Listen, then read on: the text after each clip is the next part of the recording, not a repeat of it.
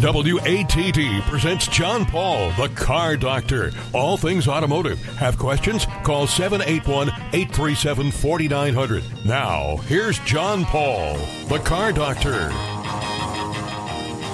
And good Sunday morning, everyone, and welcome to another edition of the Car Doctor program on 95.9 WATD. My name's John Paul, the Car Doctor, here to help you with your car problems. Yes, it is actually 11:02. It's not 10:02. If you haven't set your clocks ahead. And actually, that's one of the things we're going to talk about today. With us on the phone is Jillian Young. She is the Director of Public Relations and Public Affairs for AAA Northeast. Jillian, good morning. Good morning, John. Nice to speak with you.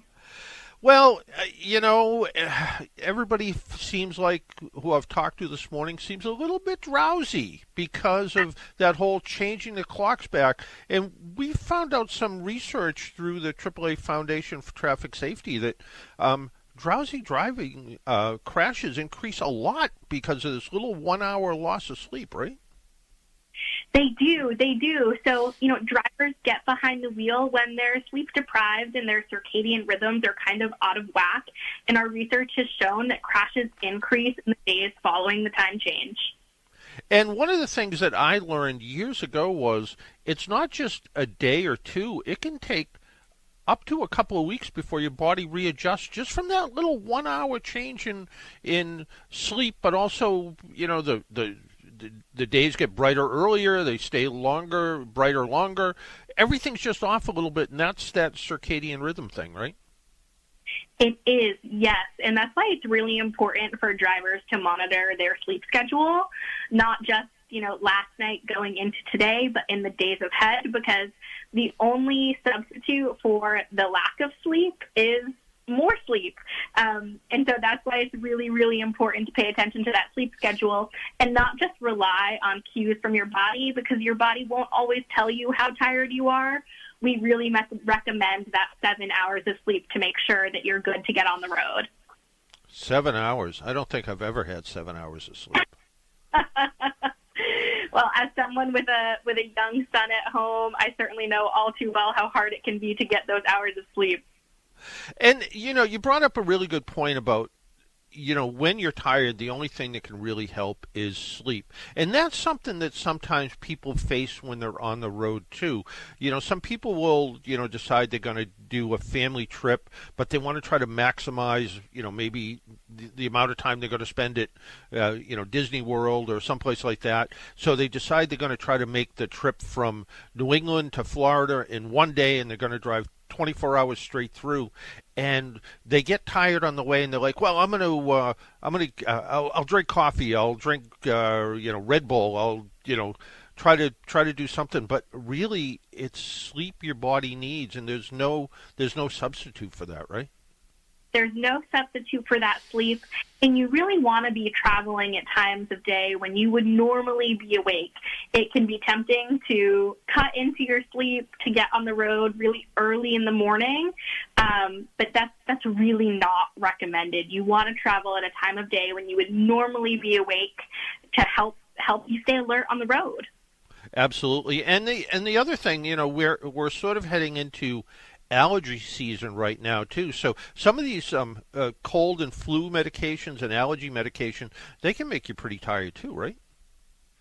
They can, and we recommend that drivers avoid driving after taking a medication that might cause drowsiness or other kinds of impairment. So it's really important that you check those kinds of seasonal medications that you might be taking for the first time in a long time to see if drowsiness is a side effect. And the other thing is, you're on the, whether you're on the road or you just, whether it's a trip or because of this seasonal change, this isn't the time where you want to have the big spaghetti and meatballs lunch, right? No, you really don't. I mean, everyone knows that feeling after having a nice big lunch, a heavy meal. It makes you a little sleepy, and so you really want to avoid heavy foods before setting out on the road. They're going to make you feel tired and sluggish. You eat that big meal, you might be driving in a warm car with the sun on you, and it's very, very easy to feel tired. Yeah, it really is. And even the idea of having a passenger with you, and maybe, you take turns driving on these long trips, or whether it's just because of the sleep change. Being in the passenger seat is you're almost as active as the driver at that point. So if you are going to try to switch off, maybe that passenger who's going to take over the wheel and you as a driver, get in the back seat and try to get a little bit of sleep back there. Maybe you're never going to get sleep in the passenger seat. No, you want someone in the passenger who is going to be alert. That's a very helpful tip for driving, especially for a long distance. Make sure you have someone with you in that passenger seat who's keeping an eye out along with you. Yeah, and this little bit of a time change that we did, it relates in some cases to almost like being like a drunk driver, right? It does, yes. So drivers who slept for less than 5 hours the night before may have a crash risk comparable to driving under the influence of alcohol. And losing just those couple hours of sleep can double the risk of a crash. And, we've known for a long time that crashes involving drowsy driving are underreported because drivers don't always report themselves that they were tired before a crash. And so the study from the AAA Foundation for Traffic Safety is actually showing that drowsy driving is a factor in 10 times as many traffic fatalities as the traditional crash data indicates. So it's a much bigger problem than even the crash reporting data shows. Yeah, it really is. And you're right. People don't report the "I almost got into a crash" kind of thing. They just that doesn't happen. You may have fallen asleep for just seconds, and there's something called micro naps where people literally fall asleep for a second and then wake right back up again. But at 60 miles an hour, that 1 second means you're traveling almost 90 feet. So you fall asleep for a second, you may not even notice. And I remember seeing one of these early studies about sleep deprivation, and it was done in hospitals with doctors who were going through training. And what they would do is they'd be up for 24 hours straight, doing their rounds with other doctors, and they'd literally be standing there with a clipboard, and they'd say, are you allergic to penicillin or whatever, and they would literally nod off and not record the right answer because they've been up for so long and they didn't even notice. But it was that little tiny 1 second nod where you're not paying attention, but behind the wheel, that 1 second at 60 miles an hour is 90 feet. That's a long time not to be paying attention. So we need to get that sleep, right? You're absolutely right, John. When you're on the road, even shutting your eyes for a millisecond is incredibly dangerous. So, realizing how prevalent drowsy driving crashes are should really just be a wake-up call to all of us to really think about our sleep before we get on the road. It's the best way to protect ourselves and others on the road race with us. Yeah, absolutely. And another way to protect ourselves is to make sure our vehicles are safe. And maybe not everyone got the Hallmark card this week, but this was National Vehicle Safety Recall Week. It started last week and sort of ended today. But knowing that your vehicle could have a serious defect and the vehicle's been recalled is really important to do. And I read a story just yesterday, and the headline was, "Why are there so many vehicle recalls?" And compared to 30 or 40 years ago, cars were relatively simple. They didn't have a lot of computer systems in them. They didn't have a lot of technology in them. They didn't have as many warnings in them. But today, we're seeing, I think Toyota just recalled just the other day, 1.1 million vehicles. We're seeing literally tens of thousands of vehicles recalled almost every day. So people really need to pay attention to these recalls, don't they? They do, and you're absolutely right that the volume of recalls is a very high. In the last couple of weeks of February alone, NHTSA safety recalls affected more than 1.4 million vehicles, and that was just in a couple of weeks. When you look at the 2023 data that NHTSA just put out, safety recalls affected more than 34 million vehicles in 2023 alone. That is a lot of vehicles, and more than 4.7 of those recalls included advisories urging drivers to park outside, away from structures, and that's actually due to risk of fire. So these recalls can be very serious, and it's not something that vehicle owners want to ignore. Yeah, and sometimes it's really hard. I just answered a question for a woman the other day that had I think it was a Hyundai, and she was advised that she should park it outside because of a danger of they're nice. They don't actually call them fires. They call them combustible events, which sounds nice, but yeah,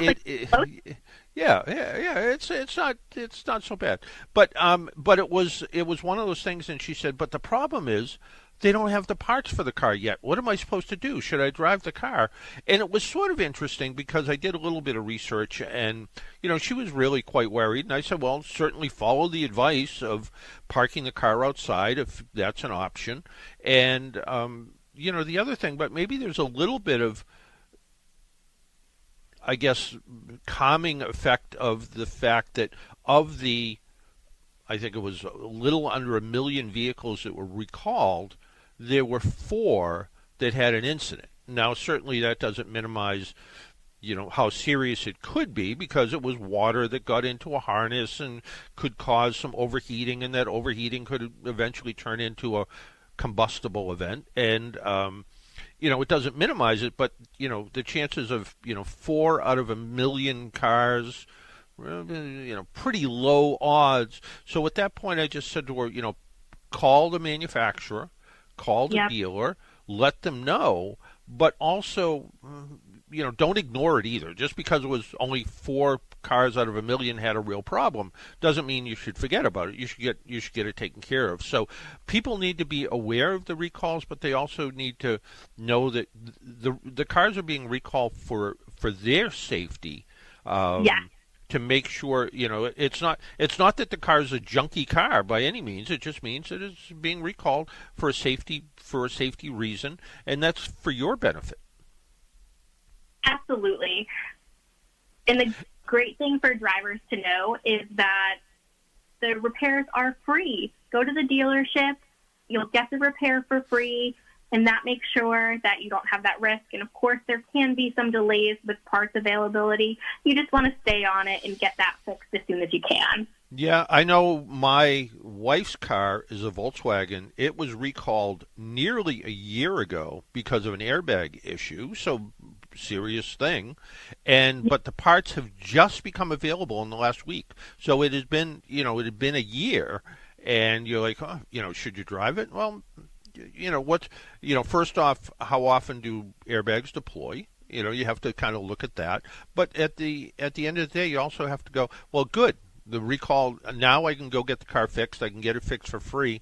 And in 99% of the cases, these recalls are something that can be done over the life of the car. In fact, I was talking to somebody from NHTSA probably a year ago, and they actually recorded a recall of a 1977 car that came in, and I'm like, really? A car that's nearly 50 years old came in for a recall, and they said, yeah, apparently it had never, it got recalled 50 years ago, and the person finally got around to it, I guess. And you kind of wonder how that could possibly happen, but the idea that it did happen. And recalls aren't just cars. They could be car seats, they could be tires, they could be related equipment. But when it comes to cars, they've made it really easy now to check for your recall. NHTSA has a great app, and now you can either enter your vehicle identification number, or in some cases, you can enter your license plate, and you enter your license plate in the NHTSA app or on their website, and there's all of a sudden your car and let you know if there's a recall. That's right. They've made it so much easier. Almost everyone knows their license plate. The VIN, you've got to go out and check. I actually, right before jumping on with you, checked my license plate through NHTSA's new tool. I do have an open recall on my car. I'm using this Vehicle Safety Recalls Week as a reminder to go get that fixed. But it is really, really easy to check. And we do recommend that vehicle owners check their vehicles and other related equipment at least 2 times a year. And actually, when we change the clock, it's a good time to do it. So, do it today if you haven't already. So we have a lot to do today. We have to change our clocks, make sure we've done all of them, and in some cars, and in fact, I just answered a question this morning from somebody who says, I've been in my car for 45 minutes. I can't figure out how to change a clock. And, sometimes it does require some steps to go through to do it, but go change all your clocks in your house on your microwave and, stove and whatever. Put new batteries in your smoke detector if you have to do those, and check for vehicle recalls, right? Yes, a good little checklist to have on this day. Make sure that you're safe, getting to where you're going on time, no confusion with your clocks. It's a great reminder to get these things done. Were you worried you were going to oversleep this morning? I wasn't. I have a young son who's usually up before we are. But no, I'm an early riser, but I know for folks who enjoy some sleep in the morning, it's a tough time change with the jump ahead, but I don't mind it. I have been yearning for these sunny afternoons, so I'm thrilled to have a little bit more light at the end of the day. And I did go to bed a little bit early last night to make sure that I got my sleep before I got on the road today. Yeah, absolutely. And again, the National Highway Traffic website is NHTSA.gov, and you can find the recalls, and you can look for things like, were tires recalled? Is your son's car seat recalled? RVs, Yep. things even like bike racks get recalled. So, if you're thinking about, getting your bicycles ready for summer vacation and you carry them on a bike rack, make sure the bike rack hasn't been recalled, because some of them do. That happens. So looking at all this various equipment that the government kind of keeps an eye on, and again, there's thousands and thousands of recalls for all kinds of stuff. And if you have any of these things, check the recalls, see what you need to do. Sometimes it's relatively simple. It could be kid's car seat, and the material that it's made out of is maybe not as flame resistant as it should be, so they send you a new seat cover for it. Or maybe it's your car is as simple as it was labeled incorrectly about airbag information, and you can actually get the label in the mail from the manufacturer, and you can stick it on yourself and get that done. But other times you do need to go in, and I've had 2 recalls in recent years on my car.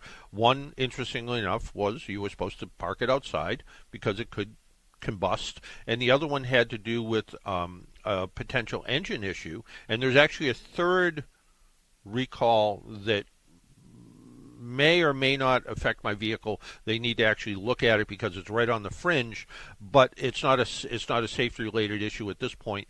But the 2 recalls that were done, both of them were done within an hour. I went to the local dealership. I think I had a 9 o'clock appointment in the morning. I walked up the street to a little diner. I had breakfast. By the time I finished my last sip of coffee, I was getting a phone call. Your car's all set. It was nice and easy. Went in, picked up my keys, and drove away in a safer car. And that's what we want people to do. We want people to be as safe in their cars as possible, and we want them to be as safe a driver as possible and make sure they get enough sleep. Absolutely. That actually sounds like a really nice morning you had. And in addition to NHTSA's online tool, they also have the Safer Car app. So if you download the app, you can do it right on your phone. It's super handy and convenient. Yeah, that's the way I do it. I look periodically on my phone to make sure everything's up to where it should be, and just get it done when it needs to be done. It's that easy. And as you pointed out, when it comes to recalls, they're done for free. And even sometimes when your vehicle goes in for service to a dealership, they'll run the recall checklist and see whether you missed any recalls, and they'll do it at the same time. And again, it's done at no charge to the consumer. The vehicle's repaired. You're safer because of it. Go get it done. Don't procrastinate, I guess, right? Yes, absolutely. I mean, it can be easy to put it off. Everyone's really busy. The good thing is the manufacturers are really good about following up. I've got a potential battery issue with my vehicle. I've received several notices so that I can't continue putting it off. They've made it impossible to ignore. And again, you can have a great little morning like you just said you had, John. Bring your vehicle in, get some coffee, get some breakfast or lunch. Hopefully it's something that can be done fairly quickly and you'll be on your way. you'll be safer, your vehicle will be safer, and everyone else on the roads will be safer for it. Absolutely. Well, Jillian, I want to thank you for taking a little time out of your Sunday morning and joining us on the Car Doctor program. Absolutely. I'm happy to chat with you, John. All right. Take care. Bye-bye now. And change that last clock. I know there's got to be one somewhere you missed. There must be. I'll go check now. All right. Take care. Bye-bye now. Bye. Why don't we take a break, pay some bills? When we come back, why don't we talk to you about you and your car problems? Maybe you have a few. And we'll also talk about some of the things that we got in the mail this week, some of the questions we got. We got some really interesting ones. If you want to join us, our phone number is 781-837-4900. 781-837-4900. Phone lines are open if you want to join us. We'll be right back. AAA is with you at every moment in your life. They have 24-hour-7 roadside assistance, which covers you in any car you're driving or riding in, even a rental or your friend's wheels. They have great member rates on home and auto insurance, savings on travel, hotels, and rental cars, and discounts on hundreds of your favorite brands. You're covered on and off the road. Learn more at aaa.com/join.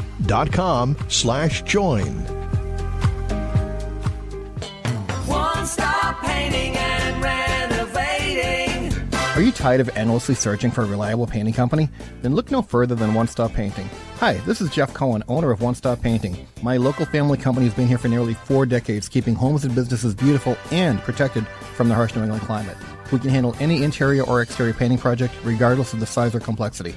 But that's not all. We also offer soft washing and restoration services to give your home a fresh, revived look. From repairing basic wood rot to replacing doors, windows, and siding, our full-service carpentry teams can fix and repair any issues. At One Stop Painting, we never subcontract our work. That means you'll receive the highest quality service from our Better Business Bureau accredited company. Don't settle for mediocre service. Your home deserves the best. One Stop Painting is here to deliver.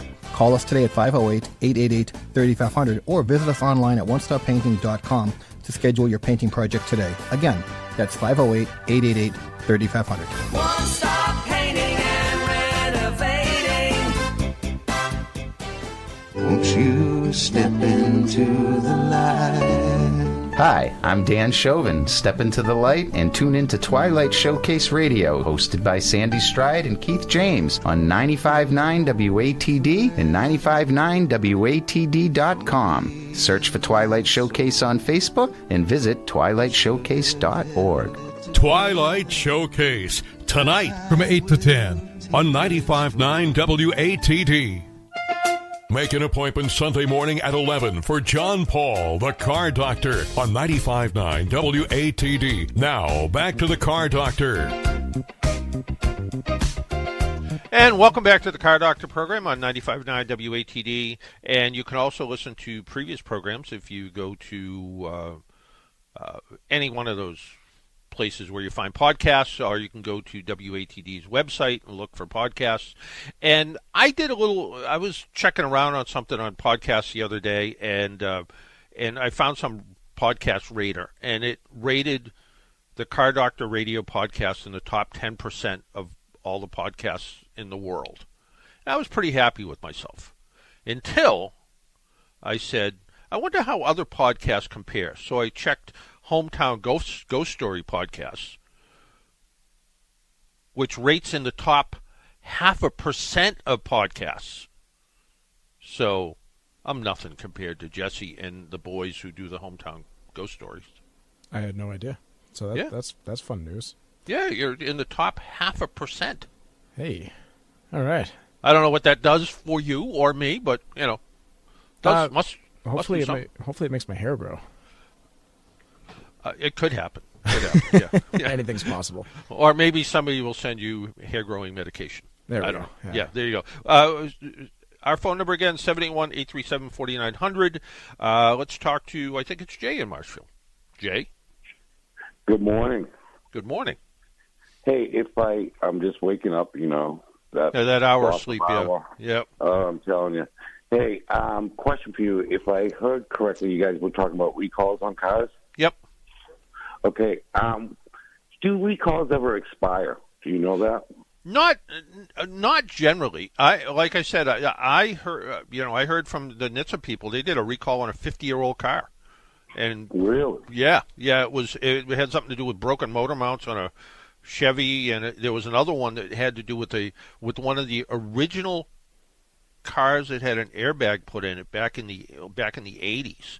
So yeah, they don't expire. Mostly though, and I'll say that there's certain ones that have like a 10-year window, but for the most part they never expire. So if you all of a sudden you went on the National Highway Traffic Safety website and put in your license plate number, and it goes, oh, there's this recall that was issued 3 years ago on a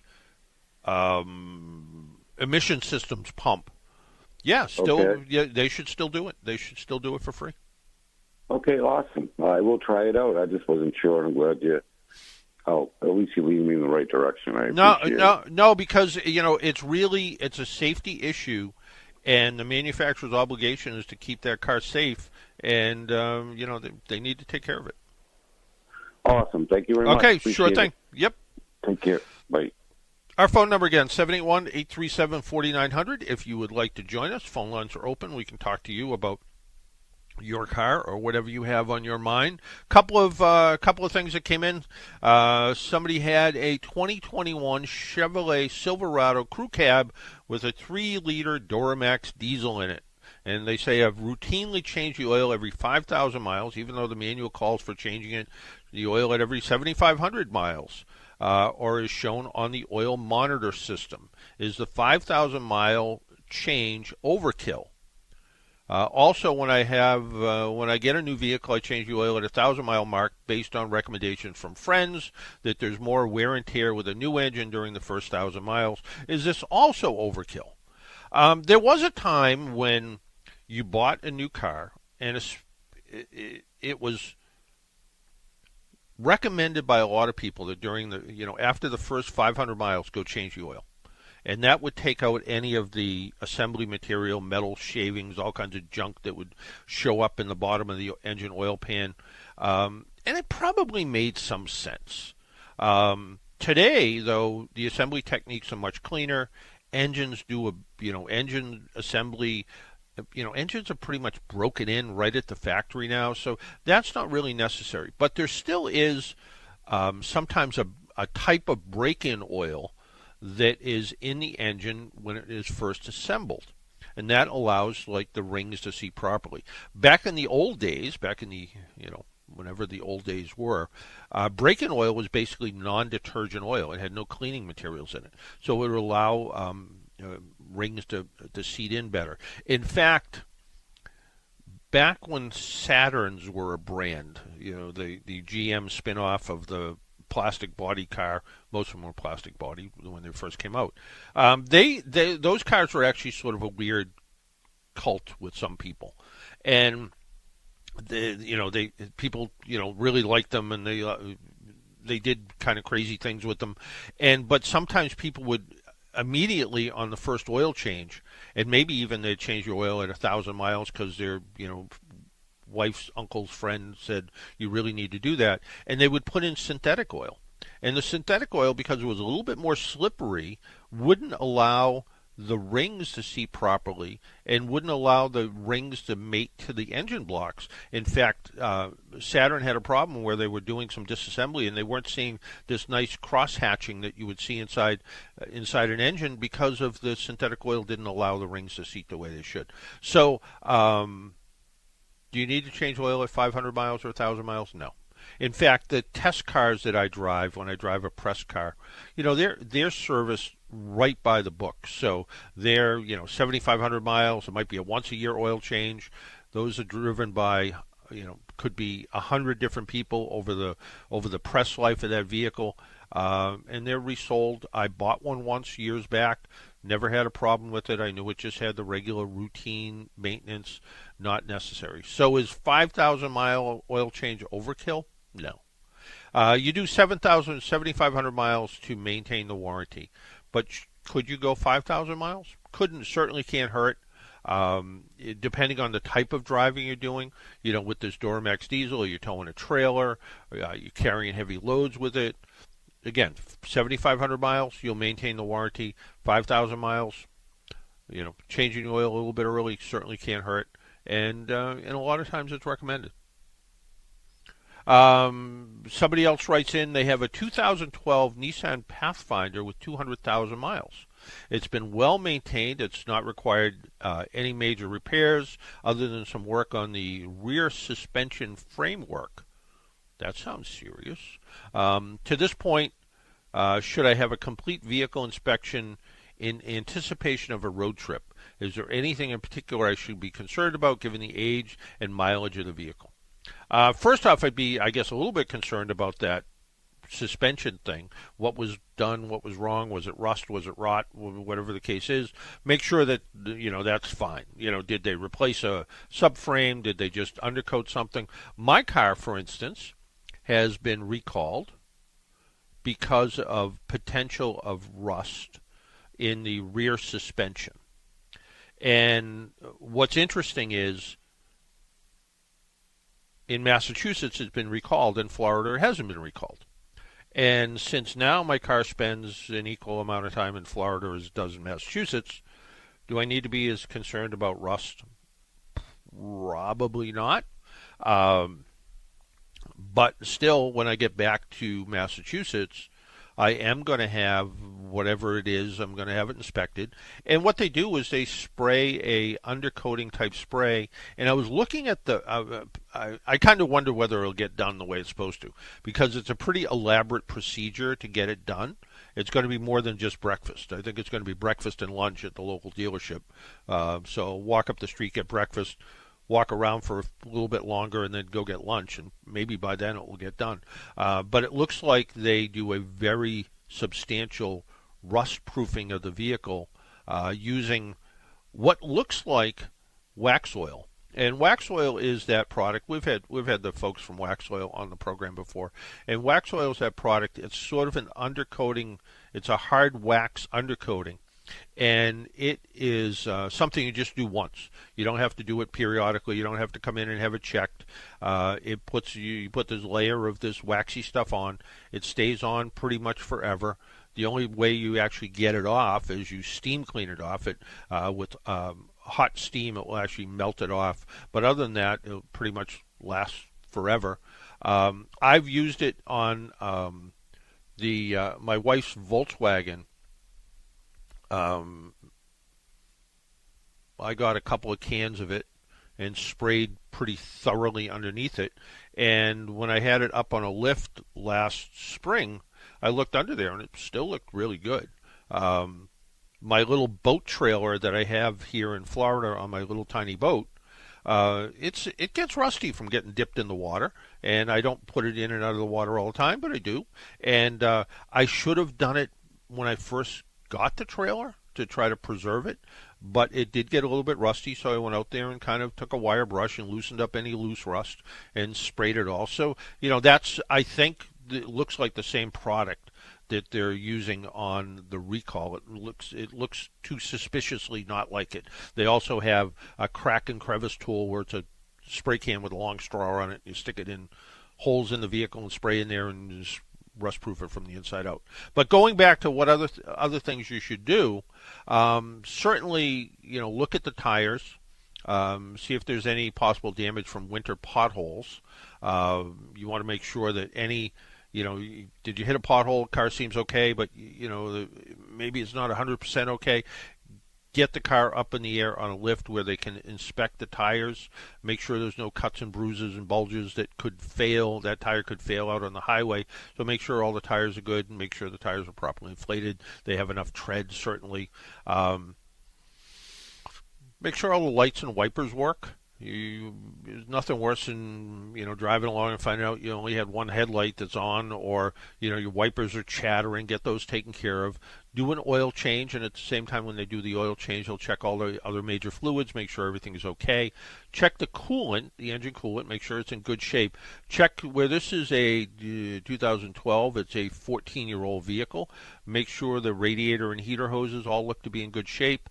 Also make sure that the radiator looks like it's okay at 12 years old.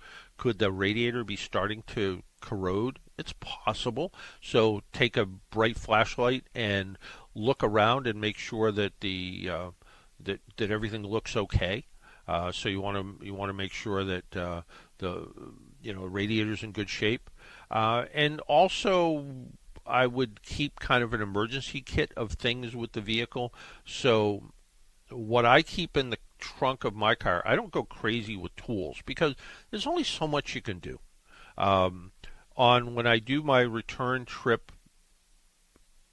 to Massachusetts, I do put a little box of tools in my car.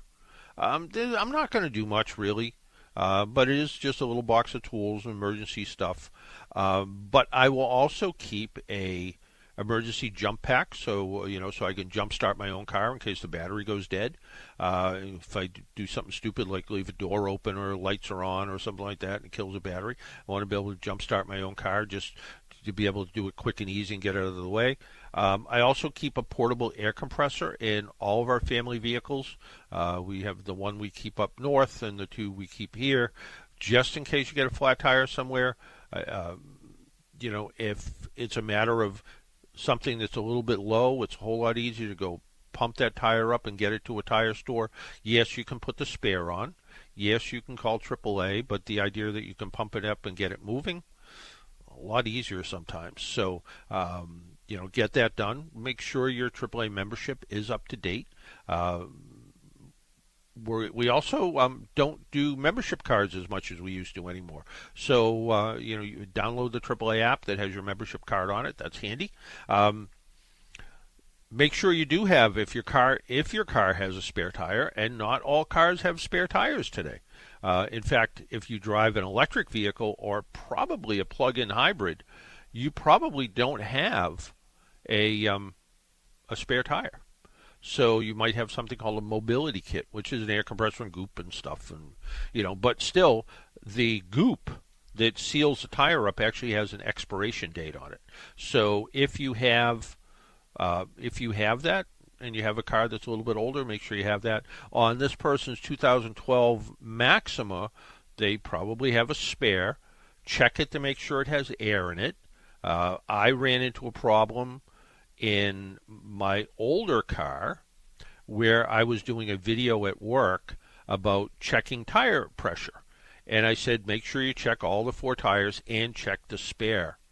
And I checked the spare, and when I got done, the air valve, the Schrader valve, actually got stuck. And I was driving home, and I was on 495, and we lived in Abington at the time, and I was driving home to Abington, and I got a flat tire. And I guess I'm going to put a spare on. Went to get the spare out, and it was flat. I'm like, oh, great. So I called AAA, and 20 minutes later, the tow truck showed up, and I said to him, look, I got the spare on, it's flat, let's just air it up and I'll be able to get home okay, and that's what we did. So when I got home, I'm like, where's it leaking from? I aired up the spare, and sure enough, right from the valve, it was leaking right there, replaced the little valve Schrader thing, and I was on my way. What else do I keep in my car? A flashlight, gloves, cell phone chargers handy. I also keep that jump pack. All the jump packs I have a USB connection, so you can plug in a cell phone wire, the wire charger at least. But travel with one if you're going on a long trip, and chances are you might be using your phone as a navigation device, so you probably have your phone plugged in. But just in case your car goes completely dead, I got another email from somebody who had a 2009 Hyundai Genesis, and the drive belt broke, the alternator belt broke, and when they got everything back together, the airbag light was still on. Well, that meant probably the battery went completely dead when the belt broke. And if they had a cell phone and the cell phone was dead, well, they're not going to use the car to charge up the cell phone. So having the jump pack makes it handy. The other thing I have, and our friends at Sullivan Tire will be mad at me. Our friends from Boston Mobile Tire, Jay, will be mad at me. But I also keep a tire plug kit in my car. And plugging a tire is, at best, a temporary repair. To properly repair a tire, it should be patched from the inside, and the hole should have a plug in it. So today what they use is a plug patch combination. So it looks like a patch with a rubber thing sticking out of it, and what you do is you clear the hole up, make sure it looks good, and you pull the patch plug through the hole, glue it all up from the inside, so you have a nice seal on the inside of the tire, but you also have a seal where the hole is on the outside to keep water and stuff from getting in, which can actually rust the steel reinforcement inside a steel belted radial, for instance. So you want to make sure that hole is sealed up. But if you're stuck out in the woods with the bears coming to get you, and you have a plug kit and an air compressor, and the tire's not damaged, you can plug the tire, fill it with air, get on your way, and all of a sudden it doesn't become a critical thing that you need to fix it today. You should fix it permanently. Back in the, I like to use the word, the olden days, that's how we, originally we plugged tires. That's all anybody ever did. And people still plug tires all day, every day.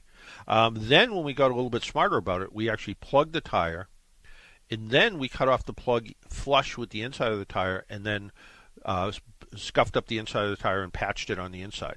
So the plug sealed the outside, the patch sealed the inside. Then they come out with these plug patch combination things, a little bit neater to use, I guess, but works. What you may find, though, depending on how fussy the tire store is, some people say, well, I'm not supposed to re-repair a repaired tire. Well, the plug was put in there as a temporary thing, doing exactly what the patch did, and I had somebody say, well, I can't fix that tire because it's already been plugged. No, you can fix it. It's fine. Just patch it on the inside like you would normally do it. So it can be done. So anyway, those are the kind of things I keep in my car in case of emergencies. And for somebody that has a 2012 car with 200,000 miles on it, I would keep at least that. One more thing I keep in my car, which is, again, a little bit of overkill. I keep a USB, OBD2 scan tool. And it's not a real, well, it is a real scan tool. It is a OBD2 Bluetooth tool. It's called Blue Drive. And you plug it into the under-dash connector. You have an app on your phone. And just in case you're driving down the road and the check engine light comes on and you're like, is that something I need to be worried about? Well, I can scan it with the little thing. And it's literally 2 inches by 2 inches. So it takes up no room in the back of the car. And I can plug it in, sync it to my phone, do a code check. And the Blue Driver one's actually pretty sophisticated. I can do a code check and see what's wrong. And is it just something simple like the last time I got gas, the gas cap was loose? Bob Bosworth, who's I guess a co-owner of the Quincy Sun, and the Quincy Sun runs my column about once a month or so, I guess. He texted me the other day that his check engine light came on his Ram pickup truck, and unfortunately the dealer can't look at it for a couple of weeks. And he said, should I drive it? And I said, well, as long as the check engine light's not flashing, I wouldn't be too concerned about it, as long as it feels like it's driving normally. He did say the remote start isn't working, which is not all that unusual. A lot of times when you have a vehicle with a factory remote start, if you start the car and it notices the check engine light's on, it'll shut off right away because it doesn't want the engine running with like an engine misfire. So when the check engine light flashes, it indicates a spark plug or ignition coil or maybe even a fuel injector is bad, and that flashing light is the one that means you need to take care of it immediately. Check engine light being on, it could just be the fuel door, which the new Ram trucks don't use a gas cap. They use a sealed up fuel door, and those can sometimes act up a little bit. In fact, I just got a couple of weeks ago, got an email from somebody who had a Ford, I think, with the capless fuel thing, the lights on.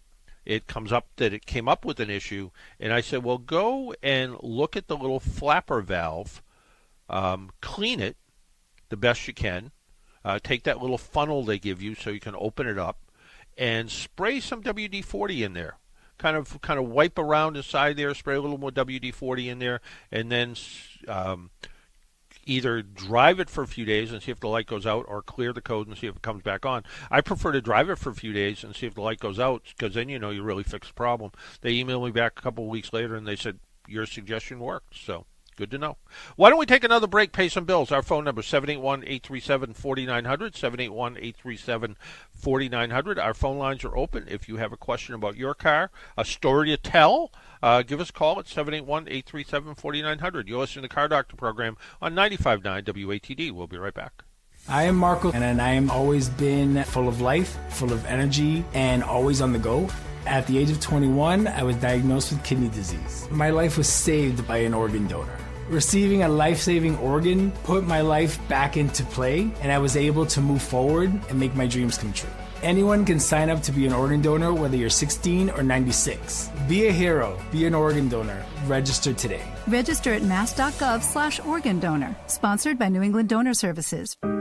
AAA is with you at every moment in your life. They have 24/7 roadside assistance, which covers you in any car you're driving or riding in, even a rental or your friend's wheels. They have great member rates on home and auto insurance, savings on travel, hotels, and rental cars, and discounts on hundreds of your favorite brands. You're covered on and off the road. Learn more at aaa.com/join.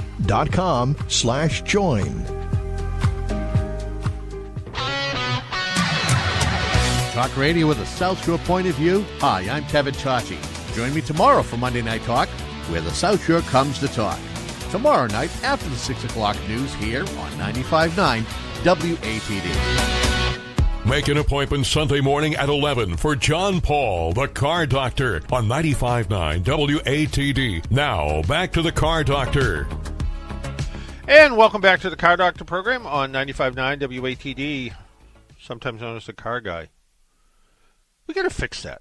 One of these days we got to fix it. But yeah, it's the Car Doctor program. I've been doing this on WATD for, I guess we're getting close to a couple of years now. But I've been on the radio for a long time. I don't know, 30 years or so. Been at AAA for almost 40 years. Hard to believe. And before that, worked for a variety of car repair places. But right now, let's talk to David in Holbrook. David, good morning. Good morning. How are you? Good. How are you? So far, it's still early. I know it is. I know it's somebody will say that to me. I'll be walking in the morning and they'll say, "Good morning. How you doing yet?" And I'm like, "I don't know. It's too early. Can't tell you." Okay, I got a 2014 Audi A4 standard turbo. Yep. Had plugs on 12/21 at 55,000 miles. It now has 68,000 miles. It has what I would say a slight miss. Okay. Mostly when it's cold. I've already gone the seafoam and dry gas. It still persists. It's not really a miss. It's just a very slight hesitation, particularly when accelerating. Thought it might be maybe an injector or an injector solenoid if it has them. Not sure. Been fooling around with cars. I'm 83. Been fooling around with cars since I was 15. So I kind of know it's not. It doesn't seem to be a bad plug. Took it to one of the shops that does your scan for you. Yep. Mm-hmm. There are no codes. Okay. So, don't know. The guy that did it was very, very helpful, a manager at one of the parts places. Yep. And he fools around with Audis, has two of them used and does his own work. He suggested it might be positive crank vent. It could be. That incorporates the valve cover. So it could be the PCV system causing the bit of a misfire. It could also be some sort of a vacuum leak, like an intake manifold leak when the engine's cold, and then once it warms up, it kind of goes away. Also, really common on these Audis is ignition coil failure. So, but that will eventually get worse to the point where it will start to misfire and will turn the check engine light on, and then you'll know for sure if that's what it is. You know, that would be one of the things that I would look at some point. But even with that, you know, a good thing to do at this point would be to be looking at things like fuel trim, because the fuel injection system will try to keep this kind of perfect mixture all the time. And if it's too rich or too lean, it'll show up in the trim. So you could look at the trim and go, well, wait a minute, it looks out of whack compared to what I'm normally used to seeing. And like I said, in these vehicles, sometimes, you know, it'd be nice if you could say, well, I'll change the PCV valve. It doesn't really have a PCV valve that we're used to in older cars. So is that possible? And if it is, it will show up. You can do some kind of more or less simple tests to see if that's it. It could be, but it does turn into a little bit of work when you get to try to figure out what it is.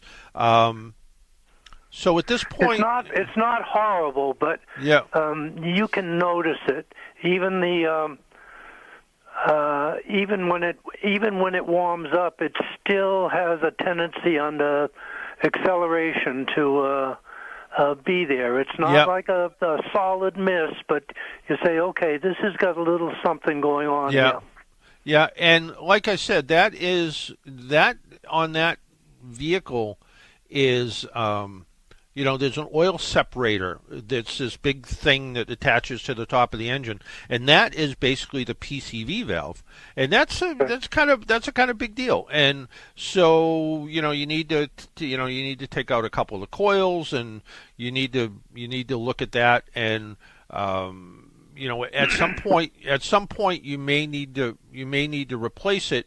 But again, it will turn up in fuel trim usually. You'll usually see it as a high number because it's trying to make up for that extra air that's coming into the system. So so I'd kind of look in that direction, providing you're not getting a check engine light. If you can find somebody that has a good scan tool where they can look at a little bit more readings on the vehicle, and they can look at and there's some Audi, Volkswagen specialized tools that aren't really expensive now, or somebody that's just got a good general purpose scan tool where they can look at fuel trim. I think that's going to give you a little bit of the answer. And if you see it out of whack, then you'd be looking for things like vacuum leaks or this oil separator PCV type system, and you may need to replace that. Well, I thank you very, very much. That's really helpful. All right. Okay. You take care now, and thanks for calling in. And get that extra hour sleep. Thank you much. All right. Take care. Bye-bye now. Bye-bye. Let's see. What else do we have that came in today that might be interesting? This was one that I thought was kind of interesting because it's similar to an issue I have with my own car, which I didn't think was an issue until my wife told me it was. This person has a 2020 Ram 1500 Laredo, and they have very dim backup lights. And their dealer told them changing the LED lights would potentially mess up the electronics on my dash and somehow negate the warranty. Your thoughts? How much should I expect to pay for this? I wouldn't do it. I wouldn't do LED backup lights because they can affect the electrical system. And recently I read an article from I think it was a Toyota magazine, and it was a Toyota Tacoma owner who swapped out the conventional backup lights for LEDs, and the body control module burned out because the body control module is what actually turns on the lights, not like previously when you put a car into reverse, it just fired up a circuit to turn power onto the backup lights. backup light switch power. That's all there was. There was nothing more than that. As the cars got a little bit more sophisticated, when you had a light that was out, it would show up as a warning on the dash, light out, or maybe the turn signals would flash funny or do something like that. I wouldn't do it. I think you potentially could cause some problems with the electronics in the car. I've seen some of the LED bulbs that claim to be kind of plug and play, but some of them also say you need to add a resistor kit. So it's a plug and play bulb that also says you need to add something else to fool the computer to make sure it works. If you're somebody who backs up this Laredo Ram truck a lot, in the dark, maybe you have a long driveway you have to back into, or you're trying to back into your garage, or whatever the case is, maybe putting a auxiliary light bar on the vehicle somewhere, under the bumper, on the bed somewhere, on a back rack or something, that you can turn on separately and use the light when you need it, might make a whole lot more sense. So maybe do that instead. Somebody else wrote in that they have a Lincoln MKZ. It's an older one. It's 14 years old. The check rear parking aid warning comes up periodically when they shift into reverse. They don't bring it to the dealer because it works for 2 weeks and then doesn't work for 3 days and then works for 5 days and doesn't work for 3 weeks. And they said they tried doing a reset and they cleaned the little sensors, those things that look like funny plastic rivets on the bumper. They said didn't make any difference. Yeah, usually the problem is corrosion on the connectors to those sensors. Sometimes if you get under there, nice weather, look at where the sensors come through the bumper. Look for the connectors, pull them apart, see if you can clean them with some electrical cleaner. You may see corrosion and dirt in there. Clean them up, snap them back together, see if that solves the problem. In a lot of cases it will. So that usually takes care of it. And then the question comes up all the time, if I switch to synthetic oil, can I switch back? Is it like a drug for the car? No, you can switch. Synthetic oil is just oil. It's oil that's been highly refined, that all the molecules kind of look like they're all the same. But can you switch back and forth? Absolutely. Old wives' tale said you couldn't. So just that simple. If you need to get a hold of me during the week, jpaul at AAAnortheast.com is the best way to get a hold of me, or go to AAA's website, AAA.com/cardoctor. Send me an email. I answer every single email. Until next week, make sure you wear your seatbelt, drive safely, be good to your car, and if you see an emergency vehicle by the side of the road, slow down and move over. It saves lives. Talk to you all next week. Bye-bye.